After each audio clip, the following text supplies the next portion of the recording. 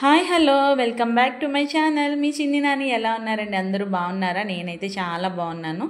ఈ bird flu వల్ల chicken తినకూడదు అంటున్నారు కాబట్టి మేమైతే పీతలు తెచ్చుకున్నామండి. ఫిష్ కూడా తినకూడదు అంటున్నారు, ఎందుకంటే ఆ కోళ్ళని ఫిష్కి మేతగా వేసేస్తున్నారంట. సో ఒక్కొక్కరు ఒకలా చెప్తున్నారు.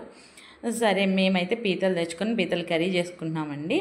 నేనైతే ఈ కర్రీ ఎలా చేస్తానన్నది చెప్తాను. సో నేను పీతలు ఎగురు చేస్తున్నానండి, చాలా బాగుంటుంది. సో ఎలా చేస్తానో చూపిస్తాను. సో నేనైతే మా హస్బెండ్ 2.5 kgs తెచ్చారండి పీతలు.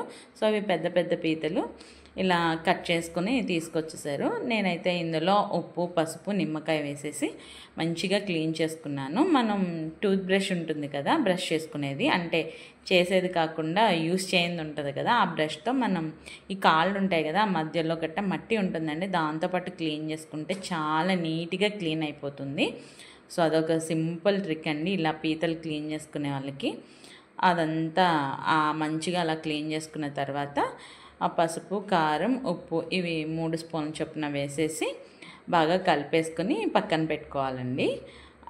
చేతులు పెడితే మళ్ళీ ఇవి గుచ్చుకుంటాయి, అందుకని కాళ్ళు గట్ట మనం ఇట్లా గిన్నెని ఇలా అంటూ ఉంటే ఈవెన్గా కలుస్తాయి. సో ఇవి ఇలా కలిపేసుకొని ఇవి పక్కన పెట్టుకుందామండి. దీనికోసం మనం ఆనియన్ పేస్ట్ ప్రిపేర్ చేసుకోవాలి. దానికోసం అయితే ఇలా మిక్సీ జార్ తీసుకొని అందులో 2 స్పూన్ల ధనియాలు, 1 స్పూన్ జీలకర్ర, 3 పెద్ద పెద్ద కాయలు ఉల్లిపాయలండి. నేనైతే గ్రేవీ ఉండాలి కాబట్టి పెద్దవి 3 తీసుకున్నాను. 2.5 కాబట్టి మనకి ఎక్కువ పడతాయి. సో ఇలా మూత పెట్టేసుకొని మెత్తని ప్యూరీలా పేస్ట్ చేసేసుకోవాలి. సో ఇలా పేస్ట్ చేసుకోవాలండి. ఇదైతే పక్కన పెట్టేసుకొని ఇలాంటి గిన్నె ఒకటి పెట్టుకొని స్టవ్ వెలిగించుకొని ఇలాంటి గిన్నె ఒకటి పెట్టుకొని ఆయిల్ ఒక 1/2 కప్ ఆయిల్ పట్టిందండి నాకు. ఇలా వెడల్పుగా మందంగా ఉన్న గిన్నె పెట్టుకుంటే అడుగు పట్టదు అండ్ ఫ్రీగా కలుపుకోవడానికి ఈజీగా ఉంటుంది. సో ఇలాంటి గిన్నె పెట్టుకొని ఇప్పుడు ఇందులో మనం పేస్ట్ చేసుకున్న ఆనియన్ పేస్ట్ కూడా వేసేసి బాగా ఫ్రై చేసుకుందామండి. ఇప్పుడు ఇందులో 1/2 స్పూన్ అలా పసుపు అండి, ఆల్రెడీ మనం పీతల్లో వేసాం కాబట్టి. కొంచెం కరివేపాకు వేసి బాగా బ్రౌనిష్ కలర్లోకి వచ్చే వరకు దీన్ని బాగా ఫ్రై చేసుకోవాలండి. తిప్పుకుంటూ మూత పెట్టినా కూడా మధ్య మధ్యలో తిప్పుకుంటూ ఫ్రై చేసుకోవాలి.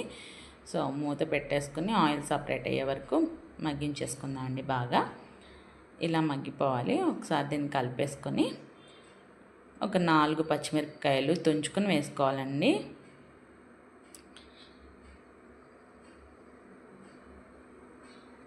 ఇవి కూడా వేసుకొని కొంచెం సేపు అలా ఫ్రై చేసుకుందాము. ఇప్పుడు ఇందులో నేనైతే 1.5 స్పూన్ అలా అల్లం వెల్లుల్లి పేస్ట్ పట్టిందండి నాకు. 1.5 స్పూన్ వేసుకుందాము. 2.5 కాబట్టి మ్యాక్సిమం 2.5 స్పూన్ అలా పడుతుంది. ఇది పచ్చివాసన పోయే వరకు బాగా ఫ్రై చేసుకుందాము.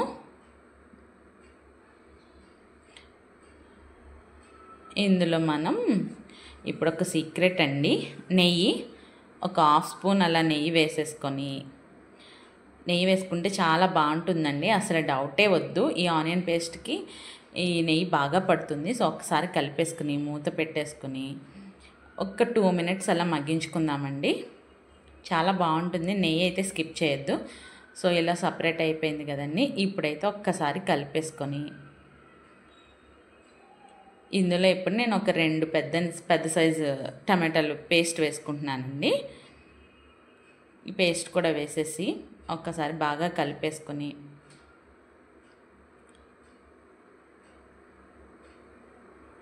మూత పెట్టేసుకుని ఈ పచ్చివాసన పోయే వరకు ఆయిల్ సపరేట్ అవ్వాలండి. అంతవరకు టమాటాలను కూడా ఈ టమాటా పేస్ట్ని కూడా మగ్గించేసుకుందాము.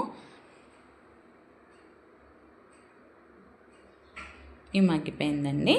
ఒకసారి తీసుకుని చూసారా ఆయిల్ సపరేట్ అయింది. సో టమాటా పేస్ట్ కూడా బాగా మగ్గిపోయింది. ఇప్పుడు మనం ఇందులో సాల్ట్ అంటే ఆల్రెడీ మనం పీతల్లో వేసాం కాబట్టి చూసుకుని వేసుకోండి.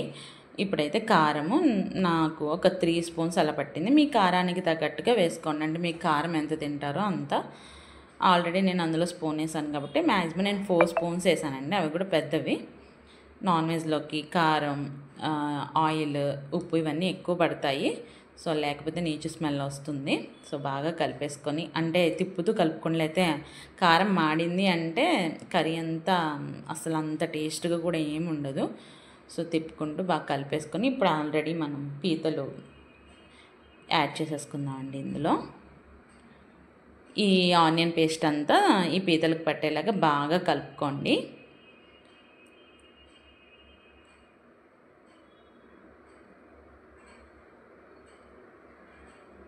ఇలా కలిపేసుకుని బాగా ఈ పేస్ట్ అంతా దీనికి పట్టేలాగా మూత పెట్టేసుకొని ఒక 5-10 మినిట్స్ అలా మగ్గించుకుంటే సరిపోతుంది. పీతలేమి ఎక్కువ టైం తీసుకోదండి. సో మూత పెట్టేసుకొని ఒక 10 మినిట్స్ అలా మగ్గించుకుంటే సరిపోతుంది. సో ఇప్పుడు మూత ఓపెన్ చేసుకొని ఇదిగోండి ఇలా మగ్గితే చాలు. ఇప్పుడు ఇందులో మనం ఈ పీతలు మునిగే వరకు వాటర్ యాడ్ చేసేసుకుందాము. వాటర్ యాడ్ చేసేసుకొని మూత పెట్టేసుకుని ఇవి కొంచెం దగ్గర పడేలాగా ఉడికించుకోవాలండి.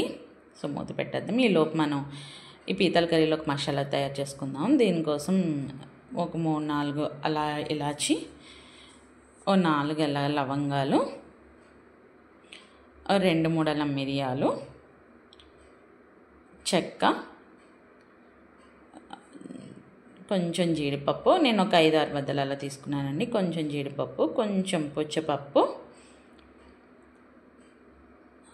కొంచెం పచ్చి కొబ్బరి, చిన్న ముక్క పచ్చి కొబ్బరి లేదా ఎండు కొబ్బరి ఏదైనా మీ ఇష్టం, ఒక స్పూన్ అలా గసగసాలు వేసేసి మెత్తని పేస్ట్లా చేసుకోవాలండి దీన్ని.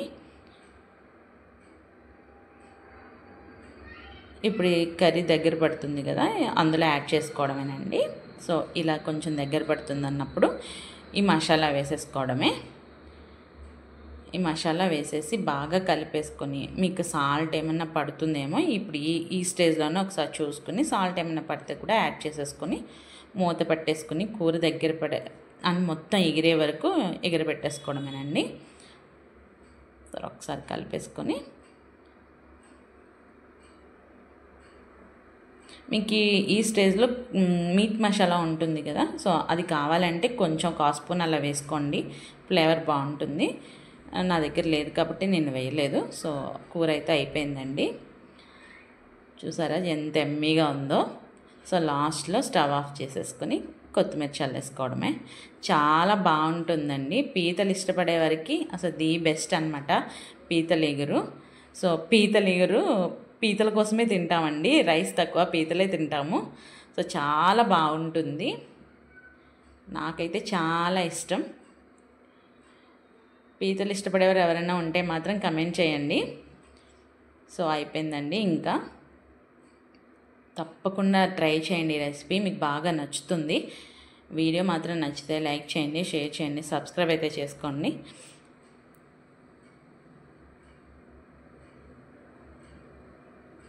Thank you so much.